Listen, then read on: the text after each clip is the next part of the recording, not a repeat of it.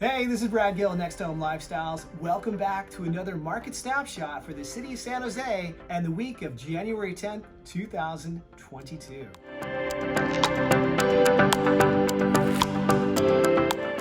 All right, let's start the snapshot off taking a look at our active and pending numbers. Again, this is for single family homes, condominiums, and townhouses. So for the past 7 days, we're up to 265 units available for sale. That's 32% increase from where we were last week when we only had 200 units for sale across the entire city. That's super low. That's a historic low point for inventory within the city. Pending numbers.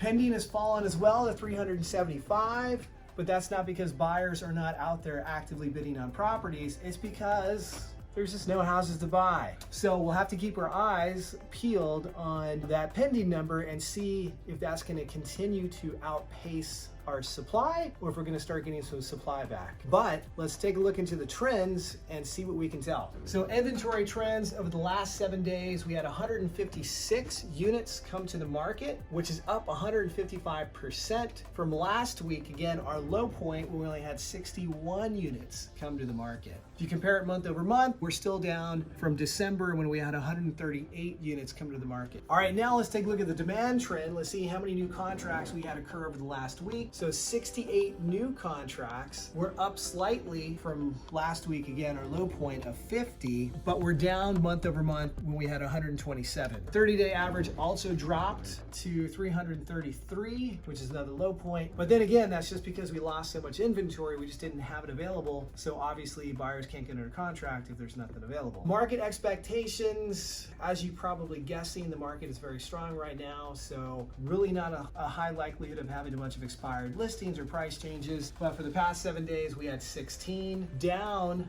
from 44 last week. But the 44 from last week, or the reason why last week is so high, is because there are a lot of listings or properties that are available for sale on the market that do expire December 31st of the year. So to see that number over the last week makes a lot of sense. Price changes, we only had 33, and it's only 12% of the inventory compared to 31 last week that was making up 15% of the inventory. And that seems to be about a common number. We usually see about 15% or so of the market have those price changes. Price changes can be either an increase in price because the price was listed so low it had so much demand, or it could also be a decrease in price. So we're probably seeing more of these being an increase in price currently with the current market dynamics going on. A new number we're going to start tracking this year, which is going to be very important, by the way, is the 30-year fixed rate mortgage as provided by Freddie Mac. So this is going to be important because we have inflation, we have the Federal Reserve Bank that's going to start increasing the federal funds rate. So we are going to see the trickle-down effect. We are going to see long-term interest rates overall start increasing. What happens when long-term interest rates start increasing? Well, buyer demand decreases. So to give you some perspective, for about every 1% increase in interest rate, a home buyer in our marketplace looking at about $1 million to $1.2 million median sales price is going to lose upwards of about $100,000 in affordability. So it'll be really key to watch as that interest rate increases this year to see what's really happening with our demand trend. So currently, for the last 7 days, the current average 30-year fixed mortgage rate is now 3.22%. We're up about 0.1% from last week. And just to give you some perspective, year over year, we are up about 0.5% higher than where we were at the beginning of 2021. But the difference is we're about half the inventory as well. So hope you guys got a lot out of this current market update.